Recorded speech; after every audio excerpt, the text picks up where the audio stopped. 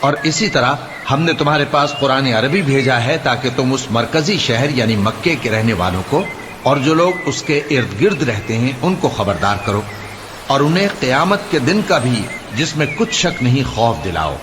اس روز ایک فریق بہشت میں جائے گا اور ایک فریق دوزخ میں، اور اگر اللہ چاہتا تو ان کو یعنی تمام انسانوں کو ایک ہی جماعت کر دیتا، لیکن وہ جس کو چاہتا ہے اپنی رحمت میں داخل کر لیتا ہے، اور ظالموں کا نہ کوئی یار ہوگا اور نہ کوئی مددگار۔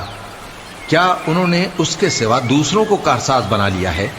سو کارساز تو اللہ ہی ہے، اور وہی مردوں کو زندہ کرے گا، اور وہ ہر چیز پر قدرت رکھتا ہے۔ اور تم لوگ جس بات میں اختلاف کرتے ہو اس کا فیصلہ اللہ کی طرف سے ہوگا۔ یہی اللہ میرا پروردگار ہے، میں اسی پر بھروسہ رکھتا ہوں اور اسی کی طرف رجوع کرتا ہوں۔ وہی ہے آسمانوں اور زمین کا پیدا کرنے والا، اسی نے تمہارے لیے تمہاری ہی جنس کے جوڑے بنائے اور چوپایوں کے بھی جوڑے بنائے۔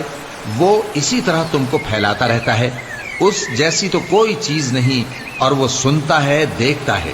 آسمانوں اور زمین کی کنجیاں اسی کے پاس ہیں، وہ جس کے لیے چاہتا ہے رزق فراخ کر دیتا ہے اور جس کے لیے چاہتا ہے تنگ کر دیتا ہے۔ بے شک وہ ہر چیز سے واقف ہے۔